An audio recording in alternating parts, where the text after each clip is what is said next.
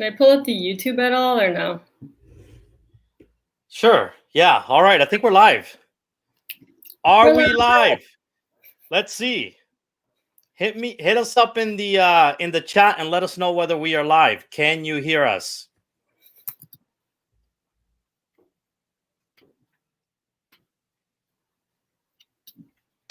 Hello, can you guys hear us? Hopefully we're live. I'm pretty sure we're live. Let me check.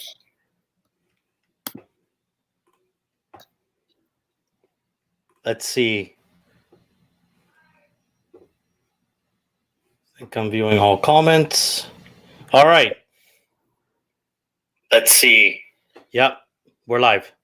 Yes. We're live. What's going on, everybody? Man, I am so pumped for this. Thank you, everybody. Thank you for joining. Jennifer, thank you so much for being here. We haven't really met until now. We've just exchanged some DMs here and there.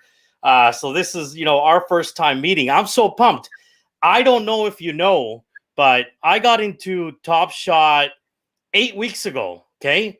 Which is, I swear to God, it feels like 24 years. For you, you must feel like you've been here forever. But the way I've always sort of learned is YouTube. I don't know. I just kind of, whatever I've taught myself, I've done it on YouTube. So when I found out about TopShot, I was already on YouTube, but I didn't know about YouTube. I didn't know about TopShot. So I Googled, I YouTube TopShot. You were the first one that came up.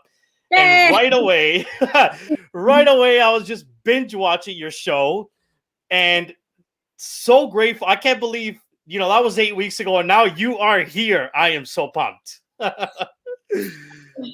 Yeah, it's exciting. It's definitely been an exciting time in the space, and like you said, time flies in the TopShot world. So yeah, That's definitely right. a lot of fun. But yeah, thanks for having me on. I always Absolutely. like. All right, guys, what are you drinking tonight? Settle down, sit down, relax. I'm drinking a little scotch. I don't normally drink anymore, but Jennifer is on my show, so we needed to relax the nerves a little bit. So we're gonna drink a little bit tonight. We're gonna hang. We're gonna talk.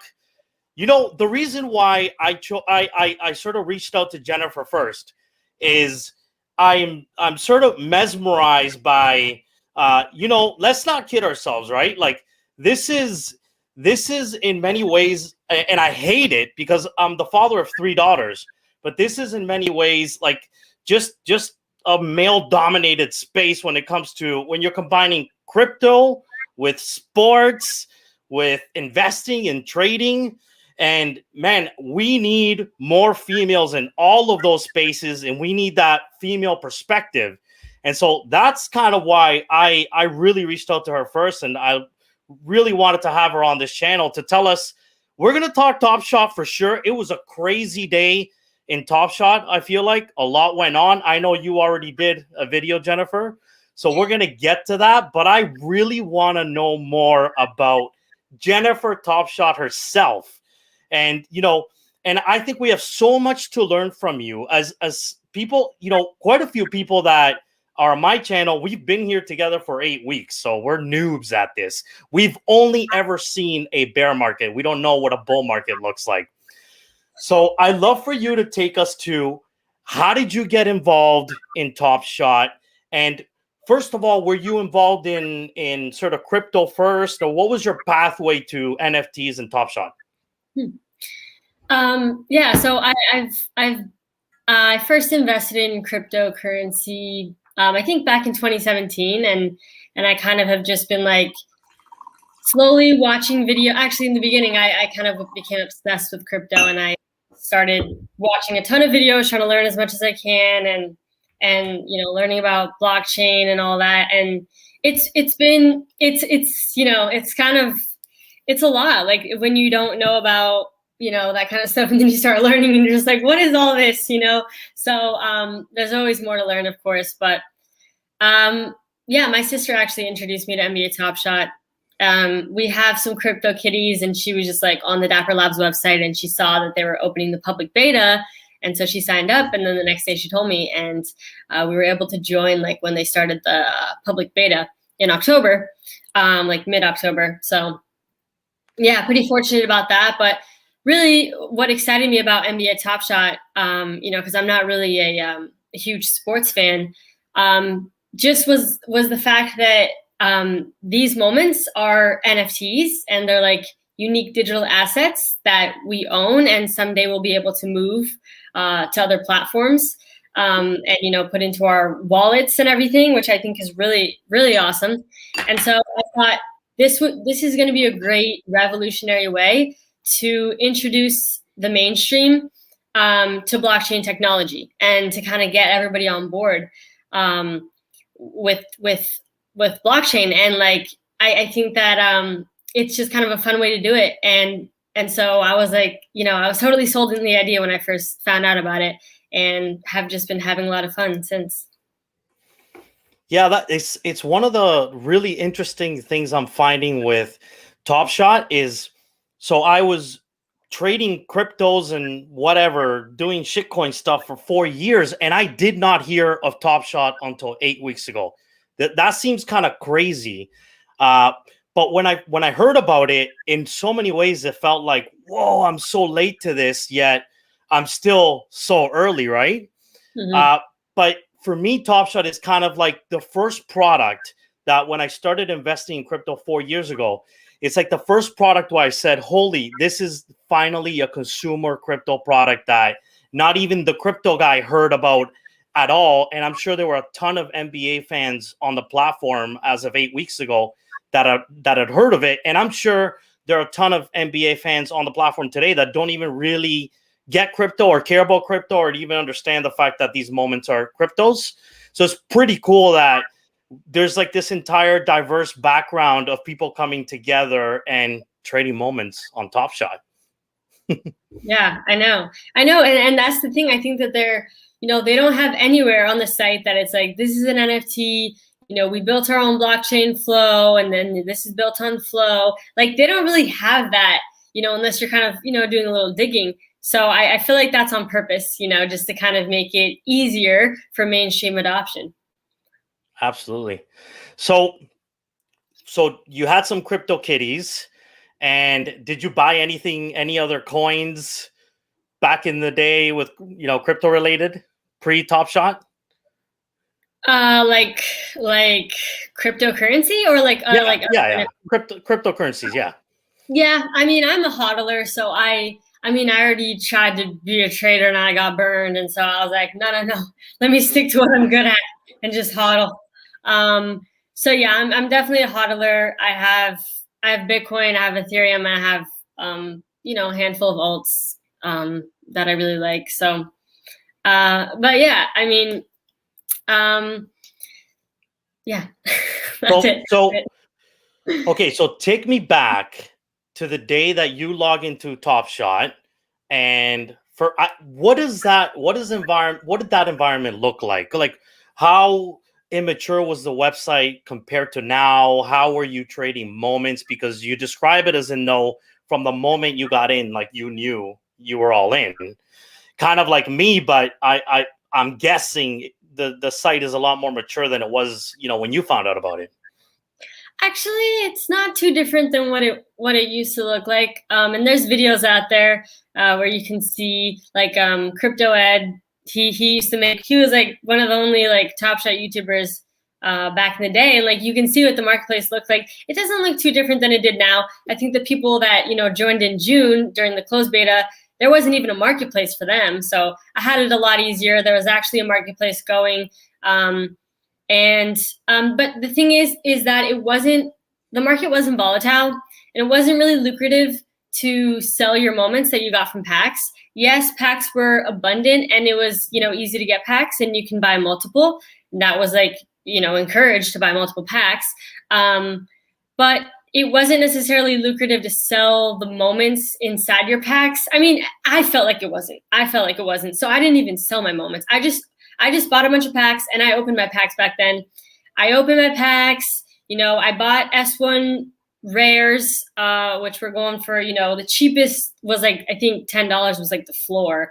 And, I bought some of those, and I just held because I was like, you know what? I know that barely anybody's here. There's only a couple thousand users, and why would I sell now I'll just buy and hold. And I think it might be a little bit more monetarily beneficial for me if I do that. So, and of course I want to collect the moments as well. But then, in January, I think that's when I first sold some moments, just freed up some capital so I could flip my way to like better moments that I wanted.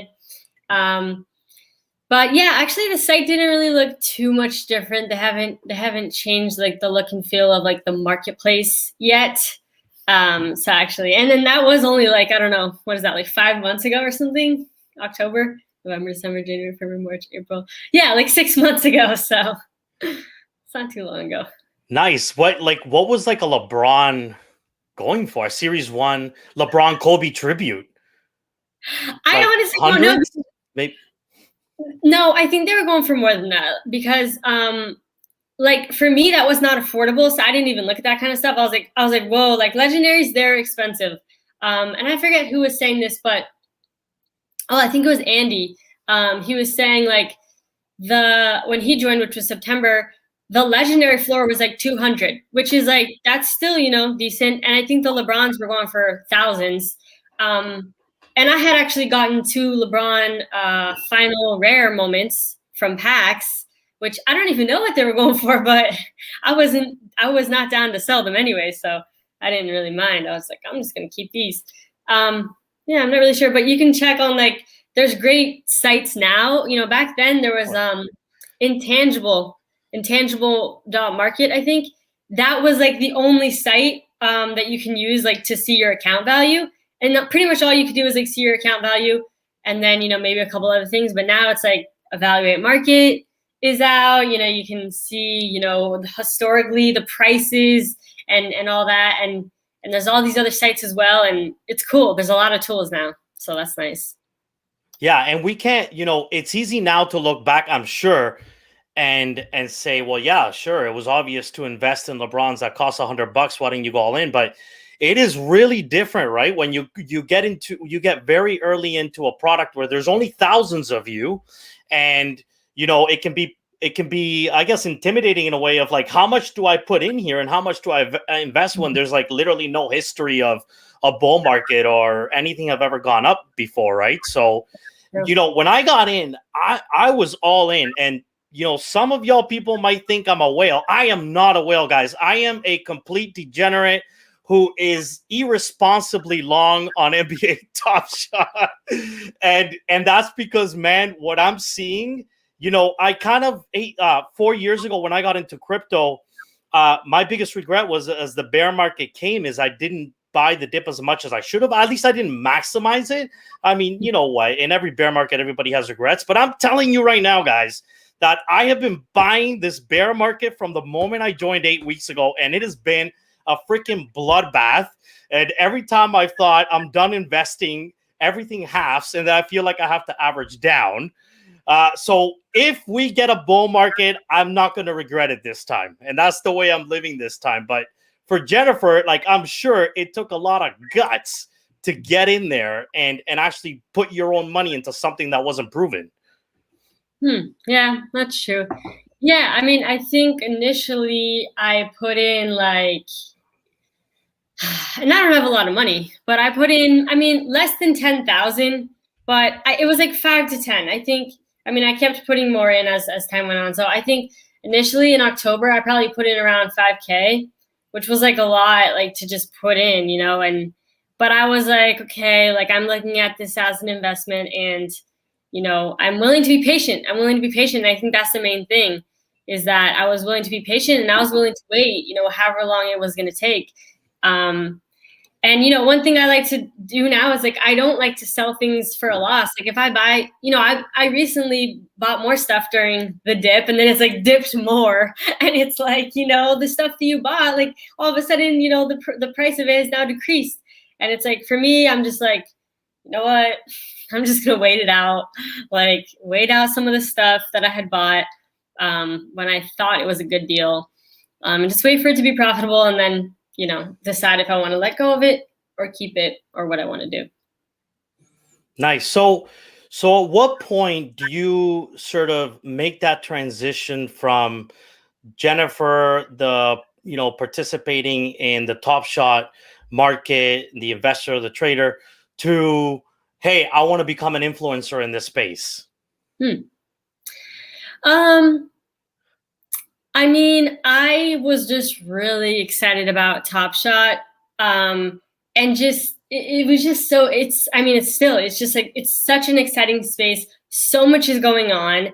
And, I like creating content. I've been like a content creator on other platforms, as well, doing other things. And so I was like, you know what? It would be cool to start a YouTube channel and, make videos about NBA TopShot. Like, why not, And so I think it was like early February, I like started a YouTube channel, and I just was like, let me just make weekly update videos just to kind of update people on what happened during the week. And it'll be also cool to watch back and see like, how things have progressed. Like you could just watch and be like, oh my gosh, is that what was happening? Like, every week you can see the prices of things, what are some significant events that happened and all that. And I was like, that would be so cool to just look back on that. And so I kind of also made it for myself in a way to like be able to look back on the videos. But it's just been a really fun journey, and people have been really supportive of me making videos, especially early on. I had a couple people, Young Content and Booster Pack Reveal, who are also Top Shot content creators, and they had been making videos when I first made my first video. They were super supportive, and they like, posted my videos in the Discord, and they're like, guys, like, check out Jennifer. I remember Booster Pack Reveal was like, she's the first female Top Shot YouTuber. Like, we need to support her. And people were just really supportive, which was awesome. And, I definitely put a lot of time into my videos, and I try my best to make them like, quality, of course. So yeah, it's been fun making videos about Top Shot too, because then you'll have people reaching out to you and just, wanting to talk about Top Shot, and it's great. Yeah, I don't think, right, like people probably don't appreciate. So your videos are 5 to 10 minutes long, maybe 50 minutes long, which I absolutely love. And I'm sure people love that about being able to get that bite-sized content from you quickly. But people probably don't appreciate how much time you spend after, how much you actually film and how much time you actually spend editing to come up with that 5-10 minutes, right? Yeah. So I think my longest video is like 6 minutes long. So I try to keep them all 5 or less. But my weekly update videos take the longest. Like I just filmed a video today, and I was trying to be really quick with it, and it took like an hour start to finish, which is like the fastest I've ever done a video. But usually my weekly update videos, because I have to gather all this information, and I have to, take the screenshots to put in the video and all that. I have to find someone to donate a moment to give away and just all this stuff. Those are like a whole day production. Like it's like 5 minutes, but it takes me like, it's like 8+ hours of work. But those are worth it, and people seem to really appreciate them. So yeah, so I'm gonna assume, oh no, you know what? Never should I assume that everybody here knows Jennifer. I'm figuring nobody here knows me and everybody knows Jennifer, but Jennifer, make sure everybody knows where they can reach you at. What are all the sort of the socials? Obviously, you're Jennifer TopShot on YouTube. Mm-hmm. And this is my first Twitch stream. I didn't have a Twitch account 3 weeks ago. So right. I just use this software to I don't even know if anybody's on Twitch, to be honest. Oh, wait, you're on Twitch right now too? Well, yeah, totally watching Twitch. Yeah, total noob. So make sure you type in how people can reach you on all of, whatever the social media that you're involved in, so people can find you. Obviously, it's at least I found you through YouTube, and I think that's probably the place you're the most active in. But you're also on Twitter, and I don't know if you're on Twitch actually. Yeah, I'm not on Twitch. I'm just on Twitter. I can't type in for some reason because I'm not signed in. But okay. I'm Jennifer _Sutto, Sutto. That's my last name. Jennifer _Sutto on Twitter, and then Jennifer TopShot on YouTube. And that's like all I have for social media. So. Okay, perfect. I just typed that in for you. Cool. Awesome. Okay. And, you know, I came to find out recently that, and this is me, the noob, on not being on Twitch, that you actually have a twin sister, if I'm not mistaken. I think you're twins, right? Yeah, we're And twins. who's a total, you know, who I've never seen live yet, which is funny because, yeah, because I'm just not on Twitch. Yeah. So I find that super interesting. And I was going to ask you or ask her actually to come join us. But then I thought, you know what? If you guys are truly twins, you've probably spent your entire life like sharing everything. And I thought, you know what? This is the Jennifer spotlight today. And we will definitely have Steph at another time. And you probably, you know, deserve the spotlight on your own for the unique content creator that you are, right?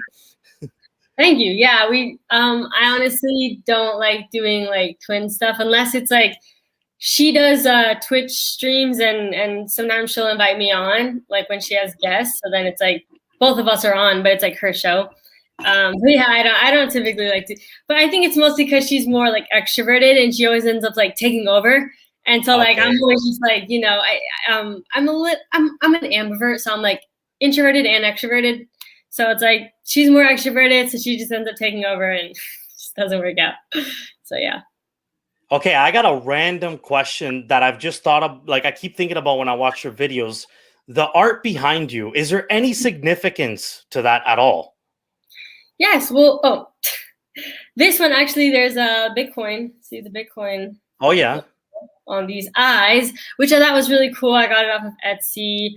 Actually, Alan, do you know Alan from Dapper Labs? No, I'm a Oh, total noob. okay. Well, if anyone in the chat knows Alan, he actually had messaged me on Twitter. He's like, "Where did you get this?" And he ended up like kind of like making his own version. He found out like that the artist sold it as like a stock image, and like so he put like the flow token like in the eyes, which I thought was cool. And so we have like matching artwork. And then this one, actually, this artist. This is number 8 of 50. So that's kind of cool. And she sent it to me actually. And yeah, I really like it. So I just have it in the background. Something to look at besides me, I guess, you know, something else. Yeah, it's so awesome. So I don't know if you've seen the new NFT displays that are coming out soon. In particular, there's one that's very focused on Top Shot. Like I already tweeted at them. I'm like, I'm buying 3 the moment that you guys release these. I cannot wait to have them in my basement. Like I cannot wait to display. Even though I don't know where you are, but in Toronto, we're completely locked down here. You know, I haven't had friends in my house for easily a year. Man. And still, I'm prepping my basement with NFT displays so I can just flex, you know, my LeBrons as soon as I get an opportunity. You planning to get something like that? Wait, which LeBrons do you have? Now I'm curious. Now I want to know. Well, I got in 8 weeks ago. So, you know, my LeBron collection is not that much to speak of, but, you know, I have purchased a couple of Series 1 LeBrons. Right. You know, not, I dream of the Kobe tribute straight up. It was at 10K 2 days ago. I tweeted the fact that it was at 10K. I had not seen it at 10K in 8 weeks. I knew I was going to regret not buying it. I didn't. And I think it's up to like 12 and a half. And LeBron is back today playing basketball and his prices have gone up today. So I've got a couple Series 1s. I've been stashing some of the 3-pointer, no-look 3-pointer. I mean, that to me is so freaking special. I love that moment. When I first got onto the platform, I wasn't really into looking at the moments themselves. Quite frankly, I don't even think I was looking at moments, period. And then I finally realized that, you know, that LeBron no look, and I just, you know, started stashing that one. And so I've got some series, you know, some Series 2s, maybe like 15 or so LeBrons. And we are giving away one of the 35K LeBrons today. Yay! Sweet. That's exciting. And I've had that LeBron for ages, so I can literally give it away right away, which is awesome. Yeah, that's good. Okay, so So, because of this pandemic, actually, I think the only reason I'm literally on YouTube is because of the pandemic, and you've got time. And just like you, I get kind of obsessed with what I'm doing, and I figure out I need to share my story with the world. But anyway, the crazy thing is that my three daughters are, I swear, walking around the house like YouTubers and stuff. And like, they're biggest fans now. I feel like for my 5-year-old daughter, who's been in this pandemic for like a quarter of her life, I feel like she's just a walking YouTuber. So they're all kind of like, thrilled with this YouTubing thing and aspiring YouTubers, let's call it that. And so I said, guys, I'm going to talk to Jennifer. They watched you for a bit. They can't believe actually I'm having you on the channel. And I said, you get to ask one question. What would that question be if you could ask, somebody who's already made a name for herself on YouTube? And they chose to ask, first of all, getting into this space, like becoming a YouTuber. Of course, they don't realize that also the fact that you're not just YouTubing, you're YouTubing in this, overly populated male space. But was that intimidating for you? Like how do you make that transition and just say, forget it, I'm doing this? Yeah, that's a good question. I mean, for me, I'm the type of person where it's like, if I really want to do something, I'll just do it. And I don't really care if other people don't look like me and they're, not like, if I'm like the only female doing something, like, that's fine. Like, it's kind of like, don't let, your mental limitations or societal limitations like prevent you from doing what you want to do. Because at the end of the day, it's just, you can really just do whatever you want. If you want to be a YouTuber, like, be a YouTuber. Like, you can do it. You can do anything. You just have to like decide that you want to do it, and then be willing to actually put in the work, necessary in order to make it happen. And that's really it. That's really what it is. But honestly, I found that people have like, yeah, it is, kind of intimidating at first. Before you do anything that's different, of course, it is a bit intimidating because you don't know what to expect. But honestly, once I jumped in, people were really, really supportive, actually. And I was actually really surprised with the amount of support I got. And, I get DMs all the time, people just saying, thank you so much for making YouTube videos. Actually, you inspire me. Like, I want to make TopShot YouTube videos now too. Like, people will say that, and it's awesome. It's great to hear. And I'm happy to inspire as well. But yeah, just, I would say do whatever you want to do. You can really just do anything. You just have to believe in yourself and be willing to put in the work. Simple.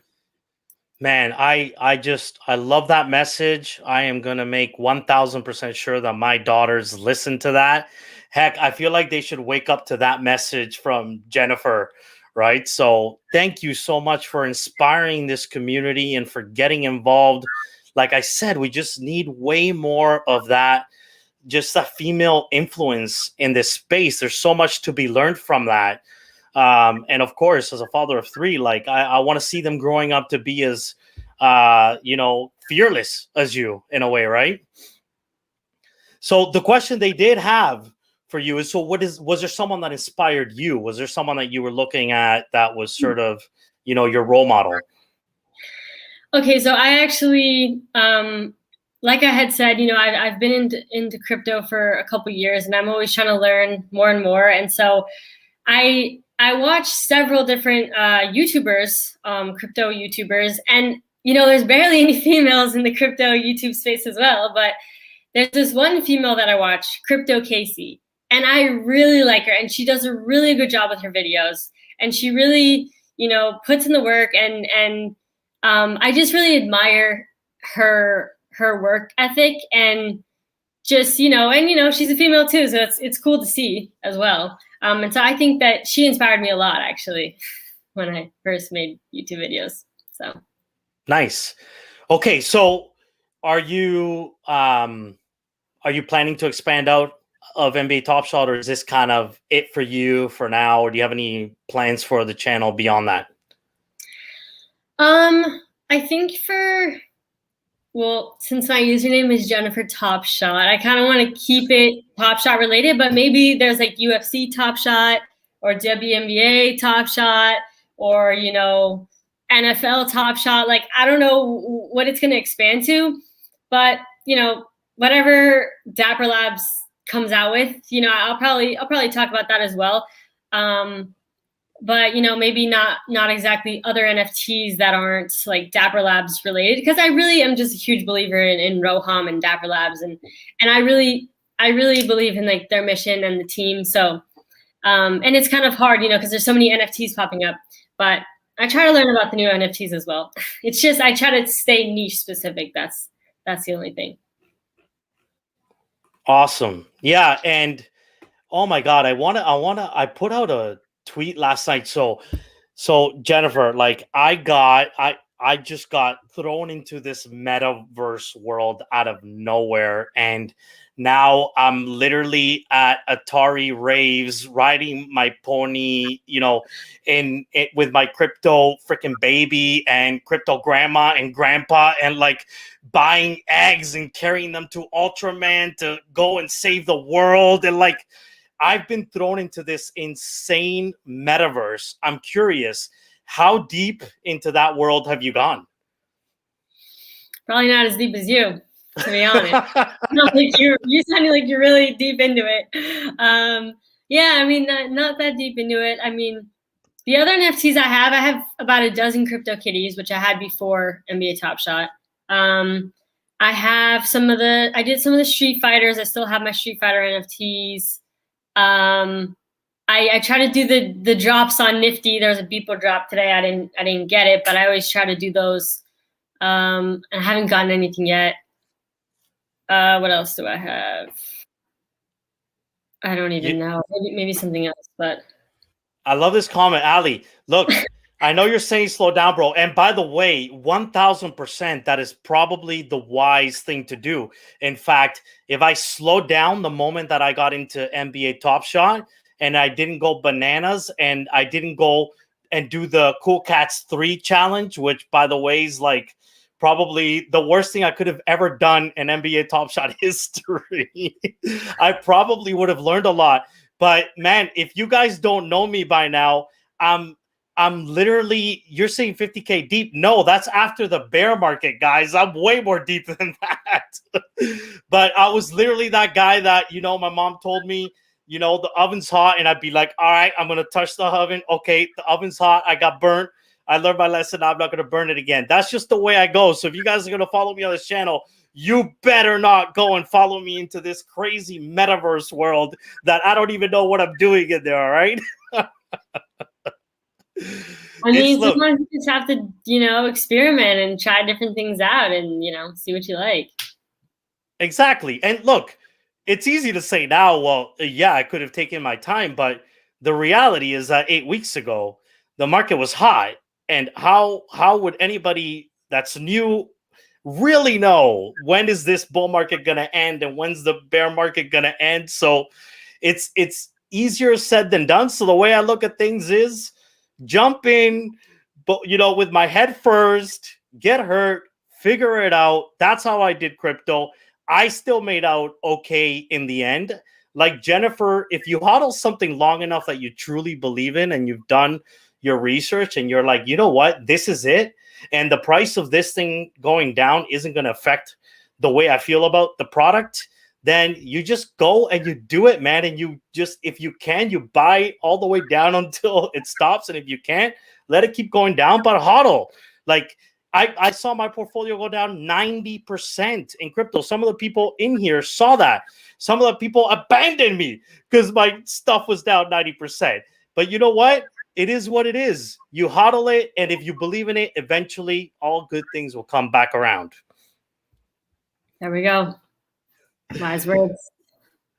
All right, so I'm so curious. You've been through a couple of bull markets in TopShot and a couple of bear markets, I'm assuming? Kind of. I mean, it was just in the beginning when I started, for months after I started, things were just kind of steady. Like they weren't necessarily, things weren't necessarily pumping and things weren't necessarily dipping. They were just kind of steady. So I don't know what you would call that. I mean, plateauing, I guess, but I don't know that I don't know, maybe for the June users, when I came in October, that was a pump. Maybe, I don't really know. But I like I said, I didn't sell anything for at least 2 months because I wasn't profitable on anything. So yeah. But yeah, and then the January pump, there was like a mid-January pump or a late January pump. I remember the S1 Commons, they went all the way to $25. The floor went all the way to $25. And then early February, they crashed all the way down, and the floor was $13.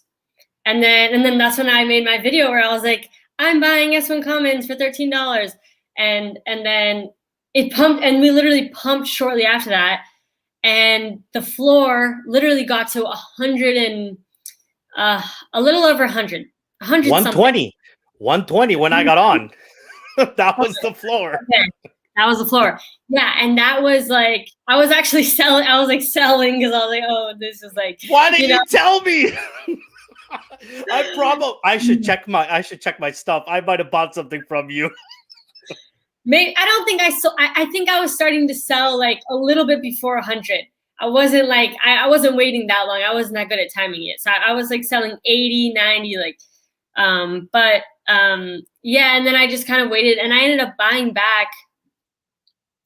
I think around 70, I started buying back some more Commons, and then now they're at like 48 or whatever, and I'm like, oh, I could have bought them cheaper, but it's like you can't go back, so you just work with what you got. Okay, but I will say this, Jennifer. I think when they hit about 80, I was just buying. And I watched one of your videos, and you literally said, these are going back down to 50. I'm pretty sure they are. And so I was like, okay, if Jennifer's saying they're going to 50, I better stop right now. And I did stop. And then at 50, I just started buying again. So credit to you. Oh, nice. Yeah, it's funny because I literally was like, okay, I think they're going to go to 50. But then I kind of got like, I didn't get scared, but I was kind of like, maybe I should just, buy them like in the 60s and 70s range. Like I got impatient. I guess that's the word. I got impatient. And so even though I thought they would go to 50, I was just like, I'm just going to like buy them early. But, well, that's good. I'm glad I helped you a little bit, I guess. You totally did. Someone said you can't time the market, and that's true. But, there are usually some fact, you can see little signals here and there that help you indicate, when you're near the top or when you're near the bottom, and some people like to wait till we start pumping again to buy stuff.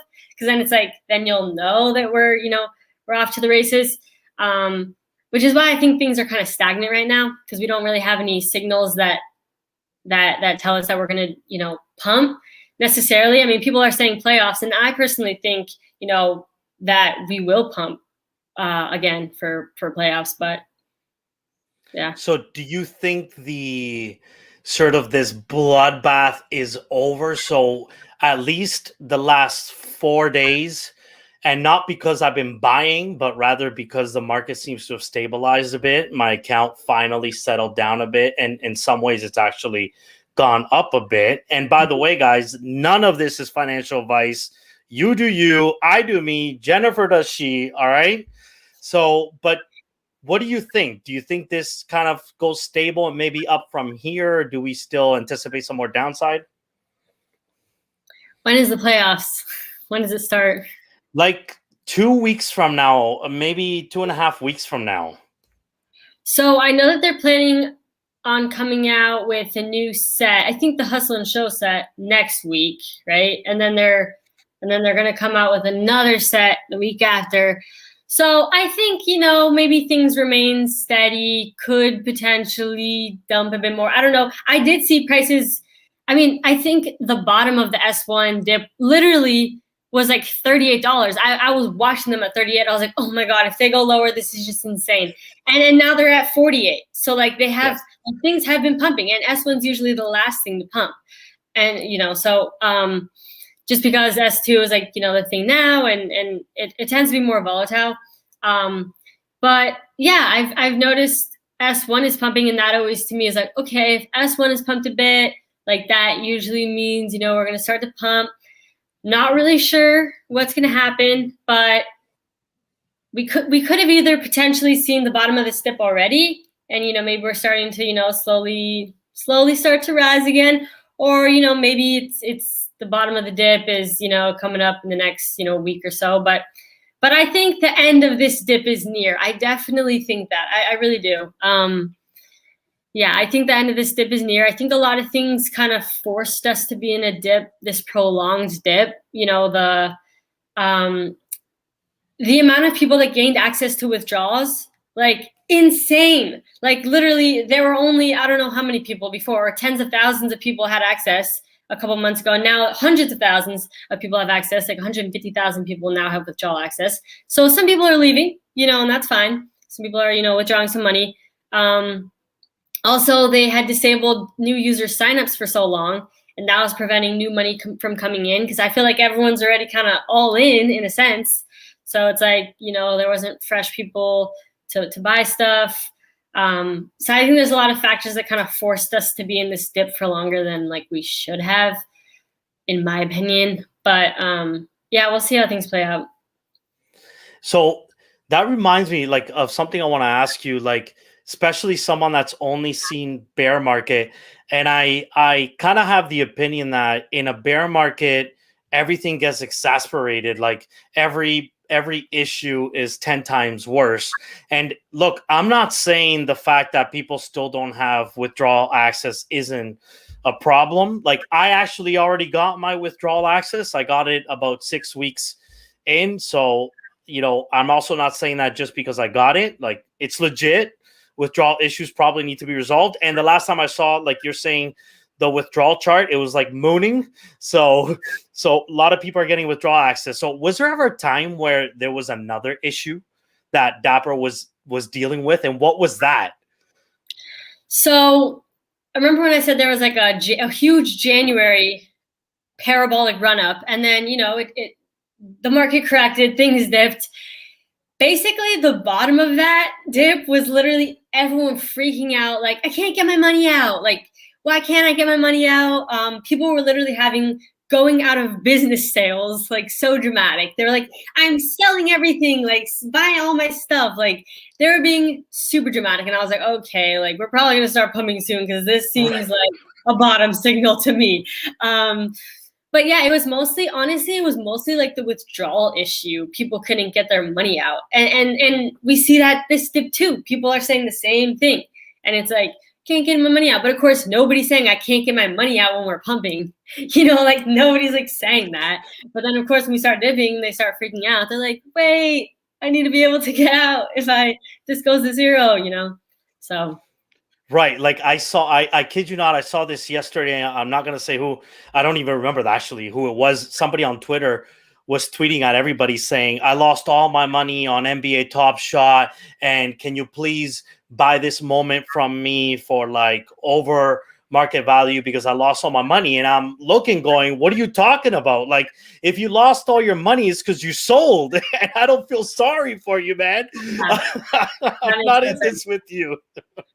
Exactly. It's like you didn't lose the money. And it's funny because, yes, your account value might be going down right now, but if you're not selling anything, then it doesn't really matter. Like the volatility doesn't really matter unless you're like it. Whenever you sell, okay, then it's like, okay, you're actually taking the money out. But it's like, the price fluctuations. I mean, unless you're actually selling the moments or you're buying the moments, I mean, what does it really matter with the price fluctuations? Yeah, and look, I know people say there's huge liquidity problems and whatever. I guess I'm kind of used to it. My whole life I've been kind of an early adopter to things, so I'm always kind of used to when there are issues like that, and I've always seen them as the opportunity. Like if there's a liquidity problem and people don't want to buy my moments that at a premium, then I'm not going to sell them. And that's it, because I did my research and in my head, my currency is now, and I've said this on the channel, my currency is how many LeBrons do I have? Like, that's just the way I look at things. And when I buy other things, it's because hopefully they go up in relation to LeBrons, and then I can sell them and buy more LeBrons. I know you've kind of got your own currency, and I want to ask you about that. I know what that is.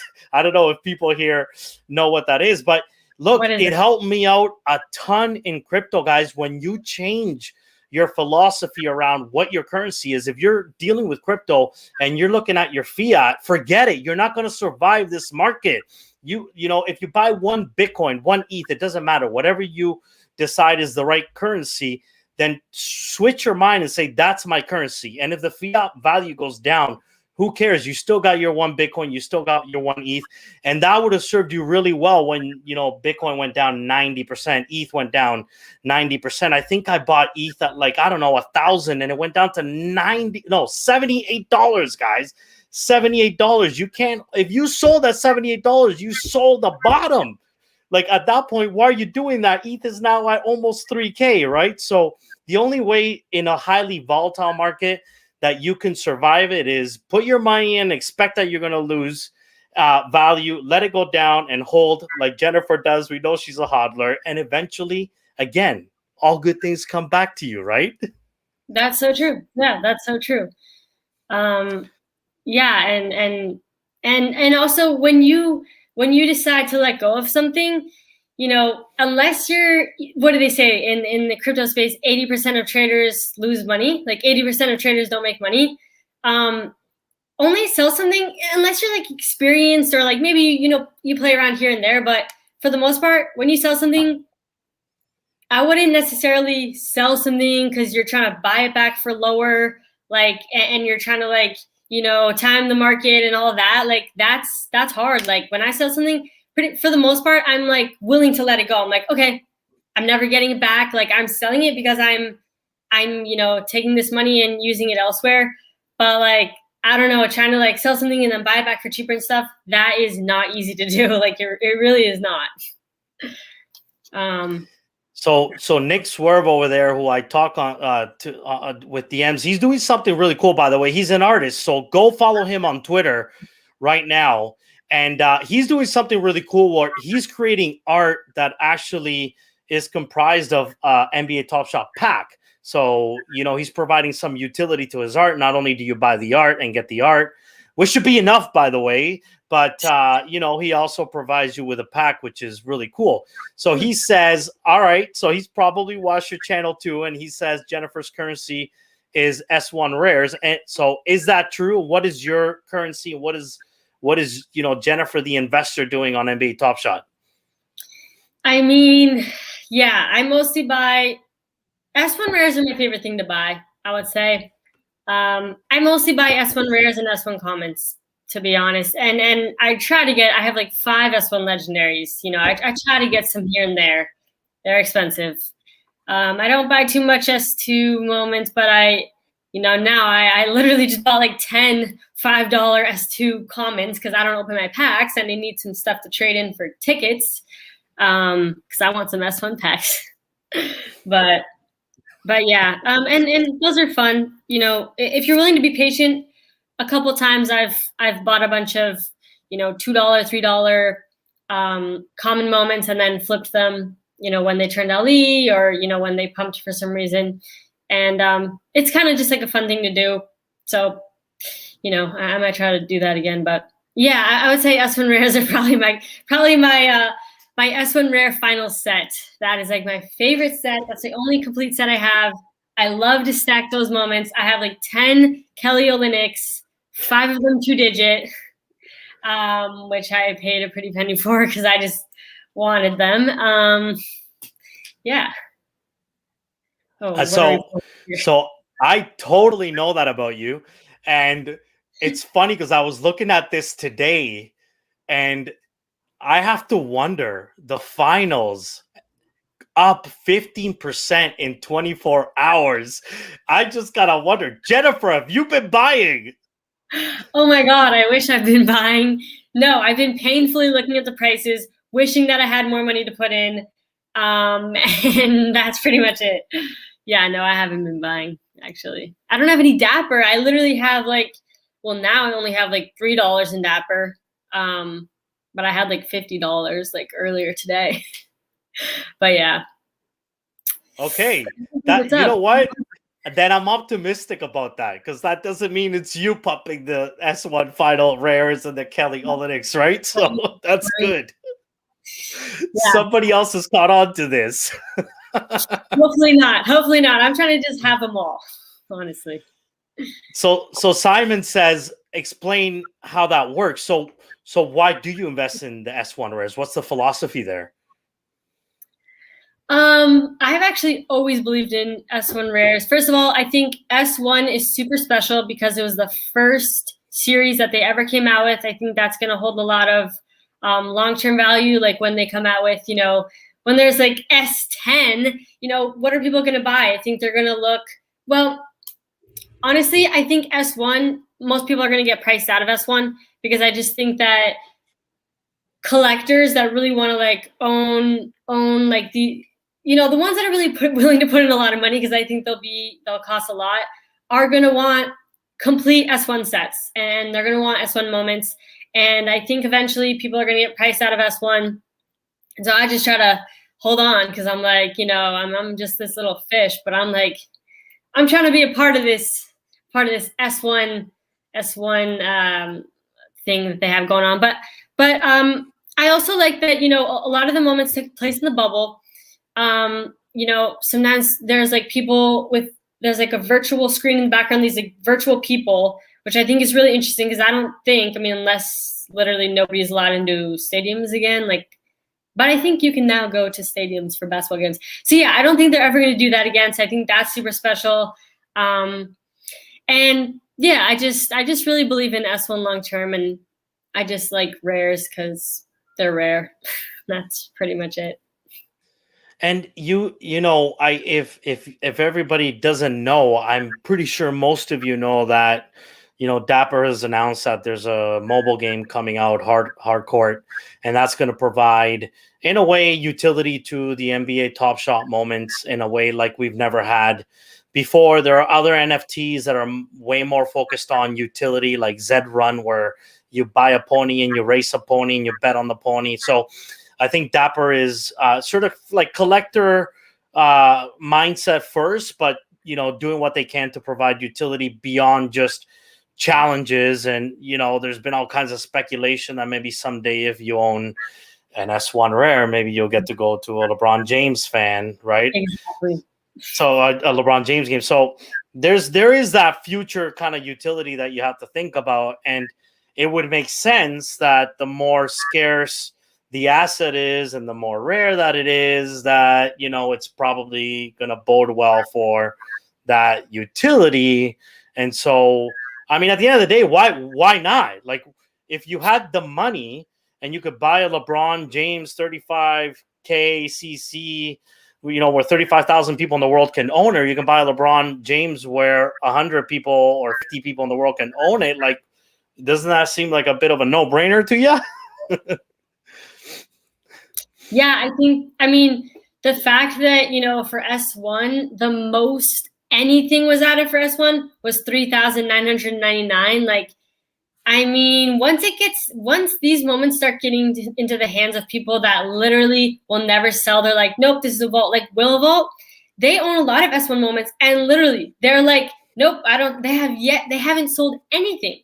And so I think it'll get into the hands of more people like that as well. And it'll be harder to obtain, because it's more scarce. And so, I personally even do think that the bad S1 players will be valuable in the future, not as valuable as the great players, obviously. But I think if people want a piece of S1, they're going to have to buy a bad player, because those are the only ones that are going to be, even remotely, affordable. I mean, and maybe there'll be a lot too, but they'll be more affordable than the great players. So, I mean, that's just me, though. I know a lot of people don't think like that. They think, oh, just the great players will be valuable long term. I think anything S1 right now is a good deal. Like, I think that right now you pretty much can't go wrong buying anything S1.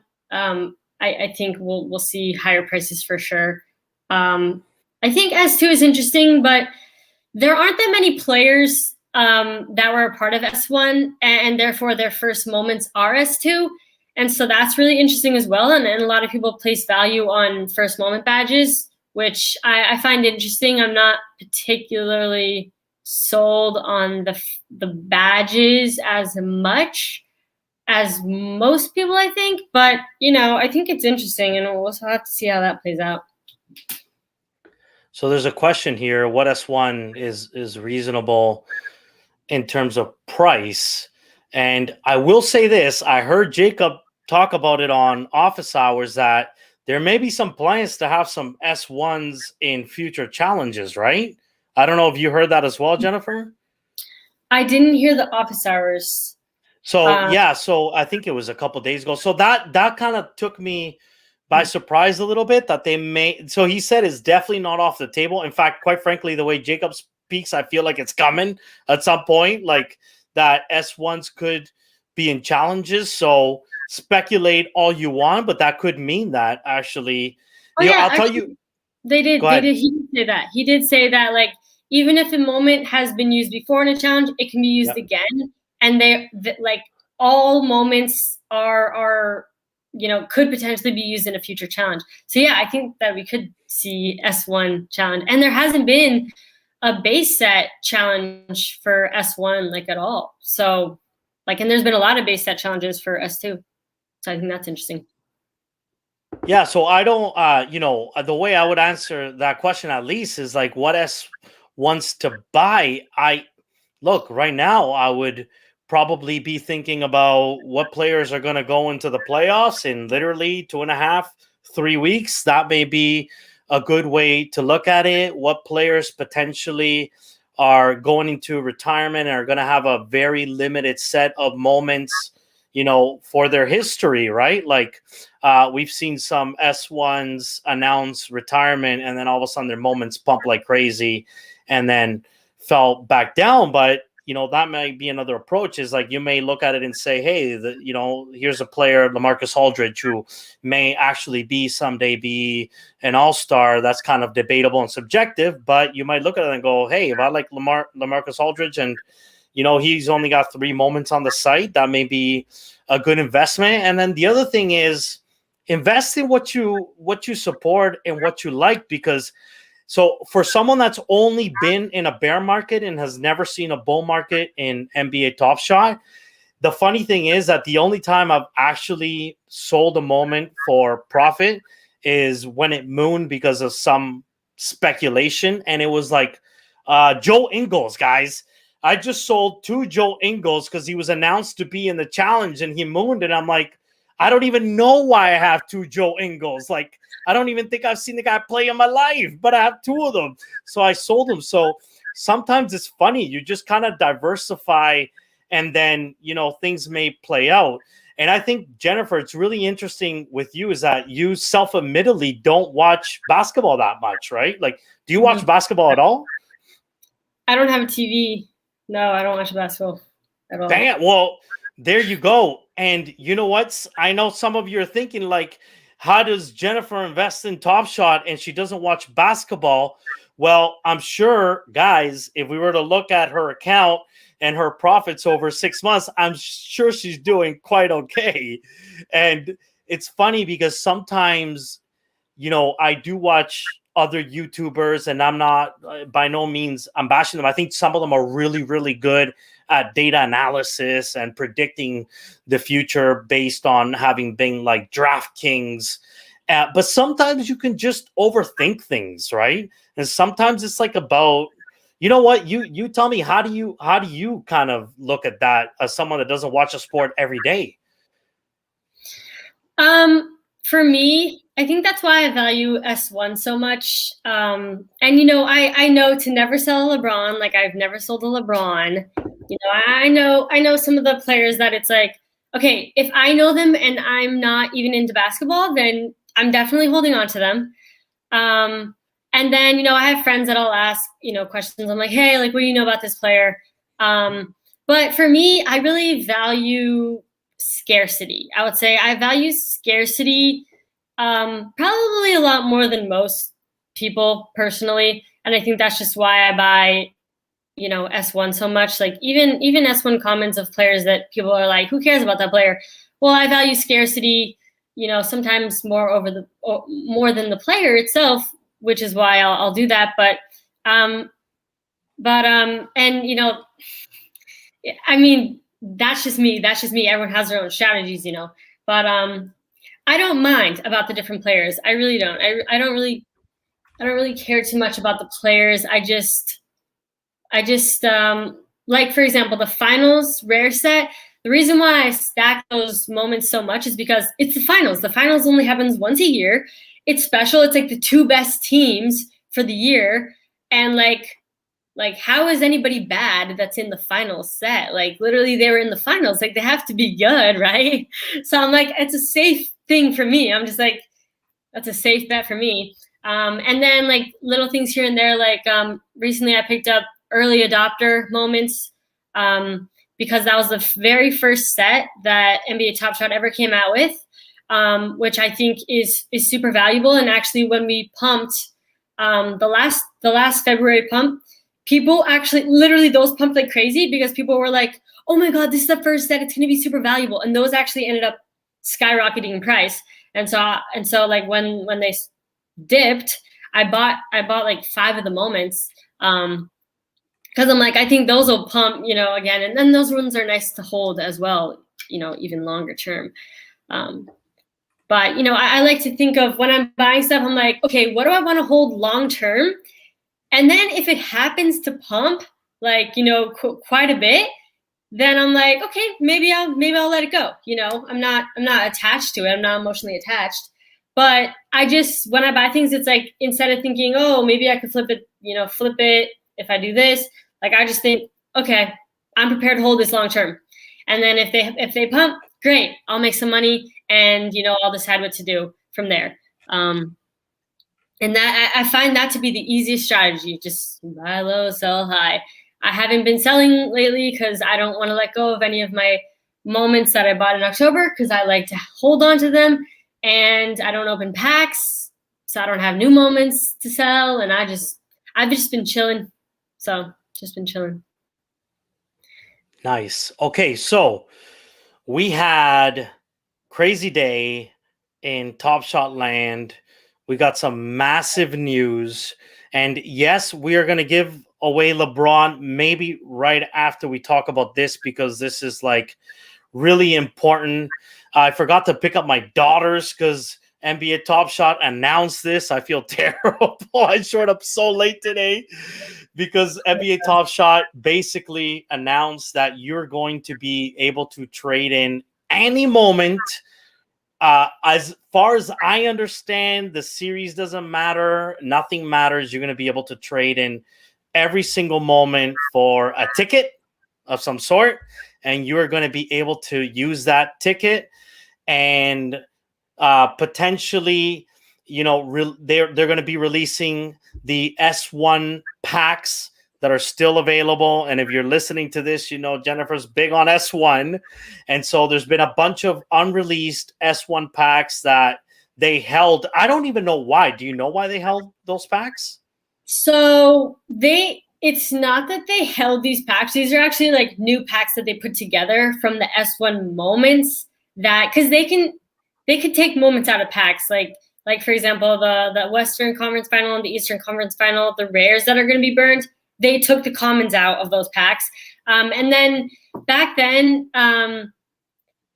basically they like they pre-minted a lot of moments to 1,000 initially, and then like when they retired a moment and came out with a new moment for that player, they just like released the new moments, and they, for some reason, they thought, oh, maybe we'll just release them like for S2, but then they decided they didn't want to do that.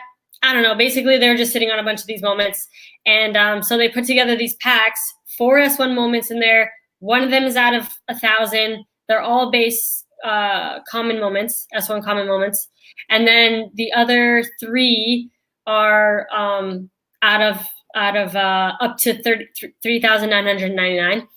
And yeah, we don't know how many tickets these will cost, but they're going to cost some tickets, and you can redeem your tickets, which you get by turning in your moments, you know, your trash moments. Yeah, we don't know how many tickets. Yeah, that is the $1 million question, Ali. That is the $1 million question. Right? I don't even know. We have Yeah. no idea. We have no idea. My theory is that they're studying the data, guys, and they're trying to figure out, how do we balance this out? Yeah. And we don't know. It could be 5, it could be 20. We don't know. All we know is that, you'll be able to submit your whatever. Your one man's garbage is another man's treasure. So all your garbage right now that you're selling is my treasure because I'm buying it. And that's why I didn't pick up my daughters, because I was buying $5 moments like there was no tomorrow and competing with all of you. But I got some. I think I got 10 or 15. I don't know how many I got, but I got some. So we don't know how many. It'll be interesting to see how that plays out. Jennifer, what do you think this is going to do to sort of the floor? Is this going to raise the floor temporarily, or is this going to Yeah. be raising the floor a little bit, longer term? I think temporarily it'll raise the floor, and I'm like, okay, if the floor goes to like, $8 or $9, like I'll probably flip some of these, because like, what the heck, like that's not, that it shouldn't be like that much. But I think what they're going to end up doing ultimately is they're going to come out with more S2 base packs, and I think they're just going to try to make commons more abundant. Just so that people aren't driving up the price like crazy. I think they just want to put more supply out. And I don't think they necessarily want people to be buying, moments on the market. And, I think that they want to be able to provide packs so that people can just trade in the moments they got from packs. But, if you're like me, you don't open your packs, then you have to buy moments. But so okay, so yeah. tell us about that for a second. Because like, me, the collector, I just can't. I can't. I mean, I bought 2 eggs yesterday and I can't open the damn eggs, and I'm already going berserk and out of my mind. How do you literally hold on to packs the way you do? So I didn't always used to hold on to packs, and I think that, if you're just starting out, I wouldn't necessarily recommend holding packs, because it's a great way to get started. You open something from a pack. Everything right now is positive EV.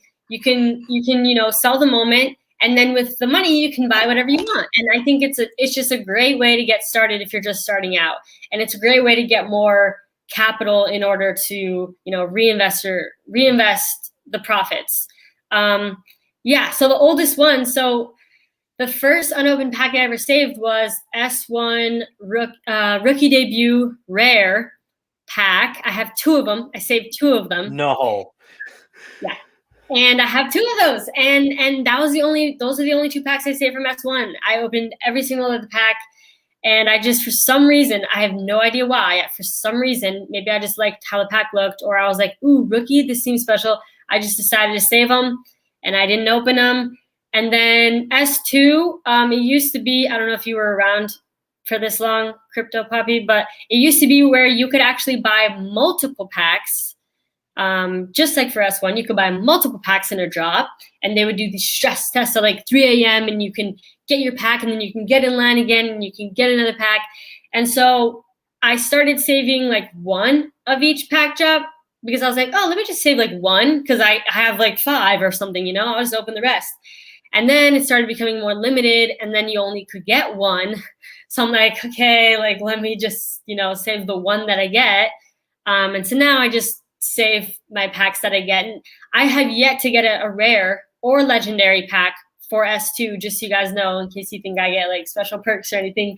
I do not. So yeah, I try my best to get packs. I haven't been too lucky, but when I do, I just hold on to them, because they did say, TopShot did come out with a blog article months ago saying that they promise that they will have the ability for you to buy and sell unopened packs on the marketplace. And so I think that's going to be super fun and super lucrative as well, because I think people are going to want to gamble at the chance of, potentially pulling, whatever the best probability you can get. Like they want to get a pack just to see if they can get that, number 1 LeBron or whatever. And so I'm probably going to buy more packs when that feature comes out and just hold them for even longer, because I kind of want to wait till we're like, S5 or something, at least. Like wait till we're further out to where it's really like valuable to have these unopened packs that are from the past. And, you know, people will want to open them just for the experience, you know, besides the value of the moments inside, the experience of opening a pack. You know, maybe the pack design has changed so much, you know, a year from now, and maybe the music has changed and everything has changed in that. And so like these S1 and S2 packs are just going to seem so different. And I know people are like, you know, they don't always understand it, you know, but you know, most people open their packs, therefore I don't open my packs, because, you know, you got to kind of go against the grain. I love that. I love that. Now, I do have a little bit of, I mean, not a differing opinion, but maybe a little bit. So the most expensive rookie debut in S1 has to be Zion, right? I don't even know. Yeah, Maybe. so it probably is, right? And the only thing that I do think about with the blockchain and everything being transparent is that you could hold your pack long enough to the point where everybody knows what's in your pack If because you're the of last person standing, yeah. that's right. Yeah. But just the So last person standing. that's right. Exactly. So I love that. So I that's kind of what I was gonna say, right? Like I think you could hold for a certain amount of time until the point where, or at least the odds change so much. Like, I don't know, let's say you were holding a 35 KCC pack right now that contain LeBrons, and all of a sudden you're holding a pack and there's 0 LeBron James left there. Yeah. Well, then your pack value might go down because Yeah. people all know that there's no more LeBrons left. So it's kind of, I don't know, it presents a interesting conundrum. But man, I love your devotion to like, I'm not opening these packs, and I don't know, are you planning to at some point sell them if you can? Like if they you know, there's rumors that at some point you'll be able to gift packs or sell packs or whatever. Are you waiting for that moment? Yeah, I mean, I think I have a feeling that ability will come out this year, and that's too soon for me personally to sell my packs. So I'm probably not going to sell my packs then. Um, uh, I'm planning on holding them for years, to be honest. You know, I'm here for a while, so I'm here for a while. I mean, they're pretty to look at. They're nice to look at. My unopened pack collection. It's like fun. I would love some more packs to buy. I would love to buy some more packs actually, but yeah. So what's the next pack that we're gonna get? There's rumors about a couple more legendaries coming. Obviously, stress tests can always happen. Yeah, Hustle and Show is supposed to come out next week. I think they're probably gonna do, you know, more base pack drops. Yeah, I don't know, but they've been coming out with packs consistently, like at least 2 pack drops a week. So we should see another pack drop this week, I think. And guys, I gotta say this because I know there's people right now watching. You know, some of them that are earlier watchers of my YouTube channel earlier. Like I think I've been doing this for like, I don't know, 12 weeks or something. But I know some of you have been really frustrated with the pack experience and how it's kind of been this like moving target, and they've made it harder for people to buy packs, and it's potentially alienating the true NBA fan who maybe doesn't have the budget that others do. So look, I get it. I know it sucks. I kind of wish all of you would have the same opportunity to get, you know, a legendary pack. Well, selfishly, I'm kind of like, no, make the restrictions really hard, because I think I'm actually, I don't know if you know this, Jennifer, but I bought a Pascal Siakam legendary just on the off chance that at some point they say, okay, legendary is required for a legendary pack drop.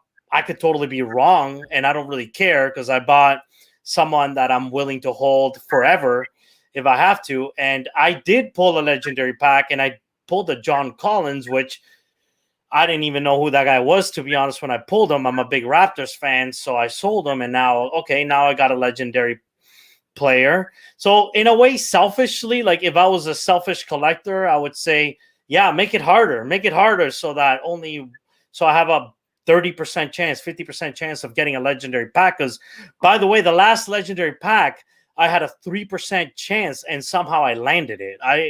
I never win at anything like that. And I Nice. figured That's I exciting. figured yeah, whatever. I got it and I pulled a John Collins and whatever. You could say I traded it for a Pascal Siakam legendary, so I'm super happy about that. But I think what Dapper's doing is probably will be a bit of a moving target to keep people on their toes, and in some ways encourage people to continue to collect and experiment with Top Shot in different ways, right? Definitely. I mean, selfishly, yeah, I want the restrictions to be harder too, because I mean, I feel like I'll meet the restrictions. So I'm like, yeah, make them harder because I'll meet the restrictions. But I actually, besides selfishly, I do think it's a good idea because there are still multi-counters and botters, which they're still, cracking the whip on and trying their best to take down multi-counters. But, you know, I mean, we want it to go to true collectors. We do. So, and I think that their whole reasoning is that they don't want these multi-accounters to just get the packs just so that they can flip them easily. They want them to go into. I mean, true collectors can flip the moments too, but I just mean like it's just more fair that way if it goes to true collectors. So yeah. So Nick Swerver says, "What are you gonna do with Meagle OG?" That's right, because I pulled OG Anunoby, who's Jennifer, who's like a Raptor starter and won the NBA championship with the Toronto Raptors, my favorite team, and I pulled him. And when I pulled him, I said, "Okay, well, I just pulled one of my hometown team players, and." There's something to be said for having a clean transaction record on a moment. Like Yeah. I pulled it off a pack. It's never been sold or bought by anyone in its history. And I actually at the time said, I can't, oh yeah, I said this on Plunge Father's stream. I was like, I'm never selling OG Anunoby. And then what happens? He becomes part of the challenge and his price started to freaking skyrocket. And I'm Oh, tweeting going, oh no, I literally said I was never going to sell him. And lucky for me, in a way, I say lucky and unlucky, but lucky as a collector, lucky for me, he kind of mooned. He went up $100 from like 200 to 300 in minutes, and I didn't sell, and he went right back down. So lucky for me, the decision's easy. Yo, I'm not selling my OG, man. I'm not. Why am I going to sell my OG at like market value when it's a clean? Like I don't, Jennifer. I used to trade this FIFA Ultimate Team for. I've traded that market for like 11 years. By the way, it's like fake money. I traded fake money for no reason. Like NBA TopShot is like Ultimate Team on steroids because I'm actually making real money, well, or losing real money, depending which way you look at it. But the point being is that, at this point, it was really important in that market to actually have someone that had no transaction history. And I'm kind of bringing that into Top Shot. And I'm saying, hey, if you have a moment with zero transaction history, there might be some value to that. And I'm not encouraging you to do an off-market transaction. I'm really not. But if someday I was to give that to one of our viewers and it had no transaction history, I think that it would have more value than one that has been flipped literally 50 times. That's true. Exactly. And that's one of the reasons why I haven't sold a lot of my moments that I have, that I bought in October that are clearly a lot more profitable. I just like that they have a clean slate. Like it's nice to look at. And it's even nice to look at, the amount that you bought them for if it was like super cheap. But, another thing is, if you start growing like really big here on YouTube, people are going to want a moment from you that has like your signature, like, like you bought it. And then it's like, then you send it to them and it's like, you bought it and that was it. And then they'll probably just keep it because they're like, you bought it. And like, now I have it. Exactly. Like, and It's you're so right. Or like, what about someday owning a moment that Dingaling touched? Like, right? He hasn't sold anything, so that's like impossible, kind of. So that So would be I'm like really curious rare. though. Do you think even like him, like first day on the platform, that he didn't buy a single thing like that was trash, or like, oh, I pulled the pack and it was trash and then he sold it? Yeah, Hmm. there has to be like a Dingaling Yeah. Watch website, right? That could find out if there's a moment with a Dingaling transaction history in it. I mean, I think I could find out from Evaluate, actually. Hold on. Oh, really? Which, Yeah. by the way, can you tell us a little bit about that? Like, first of all, congratulations. Like, I know you have a new role with Evaluate. At least I could say that I'm not such a noob, that I was here during Jennifer TopShot YouTuber, and then Jennifer TopShot got hired by Evaluate. I love Yeah. that. Tell us a little bit about that and that relationship. Yes. So I started making YouTube videos on here just about Top Shot, and literally one day, Christian, who is the one of the CEOs, one of the founders of Evaluate.market, reached out to me on Twitter, and he was like, "Hey, like we're looking to like hire someone as our social media coordinator," and then so I was like, "Oh, cool!" Like, and so we met up, not in person, but like virtually. We met up and we talked about it, and I was like, yeah, like I'm totally down to like run your guys' socials and like create content for you guys and everything. And I was super excited about it because I love social media and I love NBA Top Shot, and it's kind of like the best of both worlds. Um, and and you know, I got to work from home and everything, and it's just like it was great.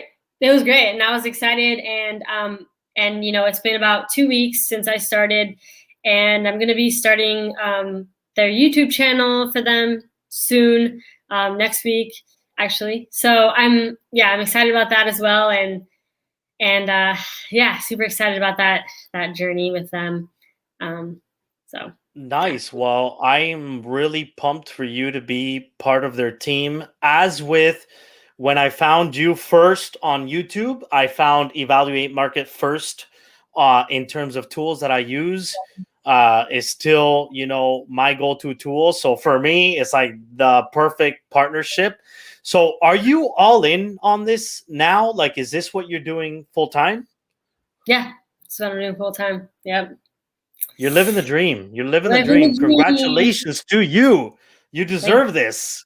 Thank you. Yeah. Yeah, it's really exciting, actually.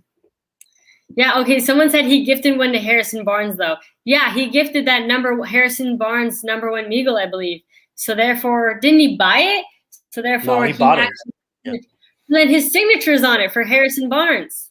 Yes, it is. Yeah, So that yeah, that's well. Look, but that's guys, just so maybe in the future, whatever. Maybe it's not Dingaling. Maybe it's, hey guys. Maybe it's LeBron James. Maybe LeBron comes onto Top Shot and starts buying stuff up, right? And there's a history there with his signature and footprint on it. That's what we haven't even gone anywhere near that yet.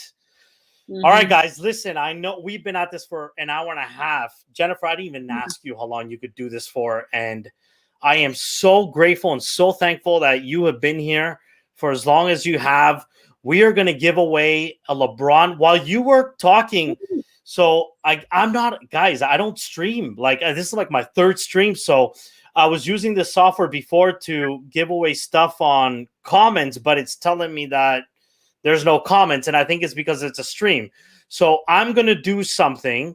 I'm just going to put Jennifer on the spot, and I want you to, I don't want to do this because I got people I know here. And so how about you just kind of like look away from the comments, look at the comments. So type in right now, if you want to qualify for this LeBron James that I'm going to give away, type everything you can.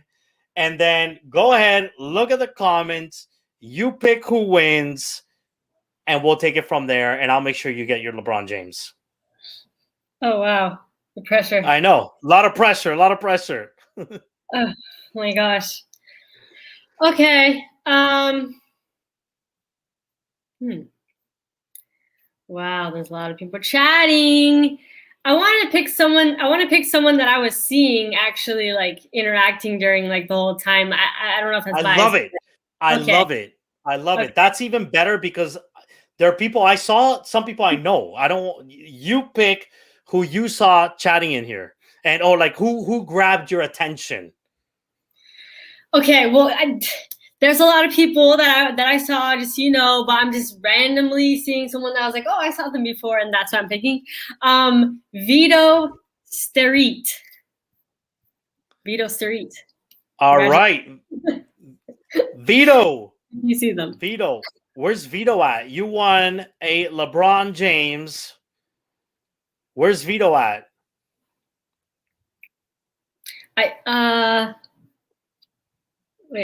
Wait. Yeah, there they are. I see them. I see them. You know what's hilarious? I don't think I saw Vito the whole time I was looking. That's no. I'm saying that's a really good thing because that means that it really was random, right? Like I thought there would have been someone else and it would have been less random. So I love it, Vito. I love it, and I actually don't know Vito. Like literally don't know that person. So Vito, can you let me know what your TopShot username is, and I'm gonna send you my LeBron James. I tweeted out exactly which LeBron James it was. Is the 35 KCC.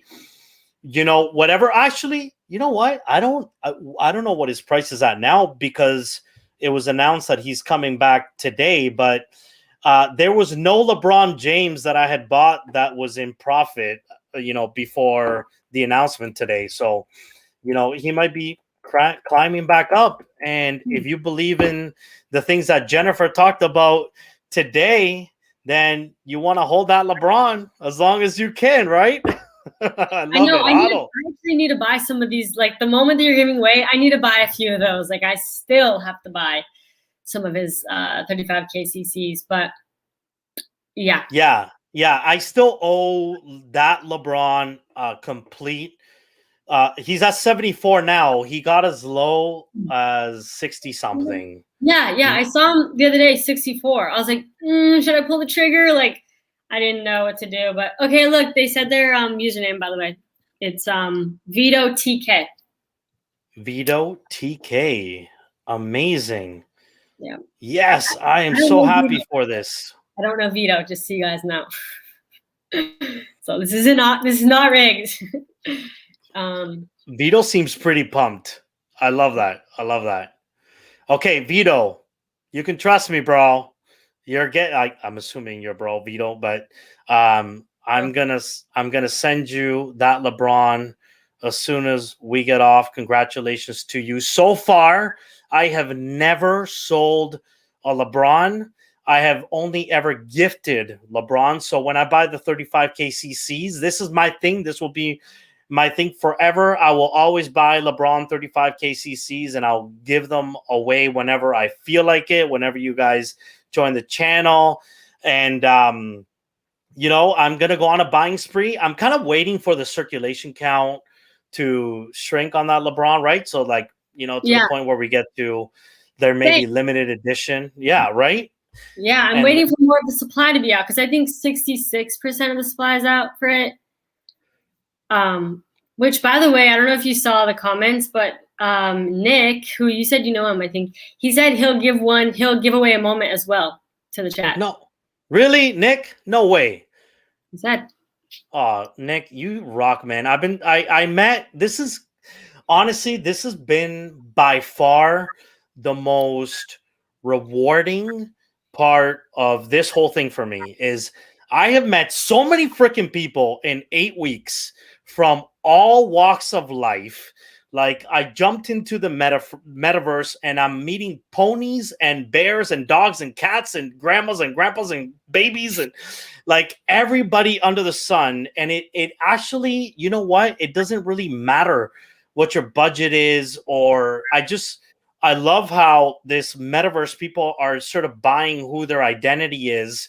And Nick is one of the guys that reached out early on, and I met him, and I saw his art, and he's kind of taken a very unique approach to gifting packs inside of the art. So these are kind of like the OGs that I'm going to remember having come in to the space.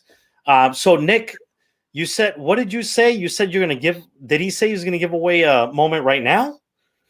I think so. I mean, Nick, let us know how you want to do that. I don't know. I don't know how we do that. Yeah, he did say, I'll give one out to the chat. Right. Oh, here it is. But I'll give one away. Yeah. Dude, you want, wait, how did, what? You got a De'Aaron Fox from Steph Sutto today? Is that what happened? Hey. Wait, that's really? Amazing. Was she giving away oh, I think that was from, she was on someone else's live stream, and I think they were doing a giveaway. Chris from TopShot, I think. TopShot Shot Clock. That's cool. Okay, yeah, Nick, so how are we going to do this? So we're basically going to have Jennifer pick another random person that caught her attention in the chat. The pressure. Right? The pressure's on. Okay, and so Nick said he's going to give away number 5,797 of Jamal Murray. Oh, no, wait, I want that. What are you talking about? You're giving away a Jamal? Listen, I was stashing Jamal's because I'm Canadian, and you know what? Canadians haven't always been good at basketball, right? Like, we're kind of like now flourishing in basketball. We've had some really amazing like early picks in the draft, which I'm so proud of. Jamal to me is like the standard of Canadian basketball players. So I was stashing him, and then he went and got injured, man. I was so upset when he got injured. So if you're going to give away a Jamal, then I got to win it. No, I'm just joking. I'm just joking. Jennifer's going to pick the winner. I'm not allowed to win. And who do we think wins this one? Okay, I'm literally going to close my eyes, and I'm just going to point at someone's username, and then whoever it is, that's who's going to be, because I don't want to be picking anyone else. That's too much pressure. But so just spam the chat, like spam it. Hit it right now. Yeah, I'll wait a second for the chat to catch up. It's not moving fast enough, guys. Like, literally spam the crap out of it if you want your name to like pop up in our eyes right now. Okay, it seems to be going fast. Okay, I'm gonna close my eyes. All right, that person. Oh, okay, Douglas H.E. Douglas H.E. Douglas He. Where? Why am I picking the wrong guy? Where? Yeah. Wait, I don't even know. I don't know where he went, but he was there. There he is. There he is, Douglas, my man. I don't know. I haven't met Douglas yet, bro. Thank you for being on the stream. You just won a Jamal Murray that I'm really freaking jealous of because I love Jamal. So Nick Swerve, man, I trust him 1,000%. I mean, he's one of the guys I met in, let's call it, the metaverse. and he's saying, you know, send me your Douglas, send him your TopShot username. He's gonna go ahead and send you that Jamal Murray. The only condition is you gotta hodl, baby. You can't sell this stuff. You gotta hodl it. You have to hodl it. Wait. Hey, man, you're in Toronto for real? Oh, I love this. That's great. Amazing. All right, Jennifer, I cannot thank you enough for being here. I love the work that you do. Honestly, I know that I'm a fan. I'm going to continue to watch your YouTube channel, and not only from a content creator perspective. I have so much to learn from you, but really from your knowledge of TopShot. I love it. And you know what? From the moment I started watching your videos, I was all in on S1 and rares and scarcity. So whatever you're doing, I'm doing. And thank you so much again. I appreciate you. And hey, let's do this again sometime. All right. Yeah, for sure. Yeah, it was fun. Love your energy. Like, honestly, you have great energy. And it was really fun being on the show. Thanks to everybody in the chat. By the way, thank you all for tuning in and watching. It's always a pleasure talking about Top Shot. Yeah. All right, guys. Thank you. Everybody that showed up, thank you very much. All right, we'll see you soon. We're all checking out. Love you all. Peace. Peace.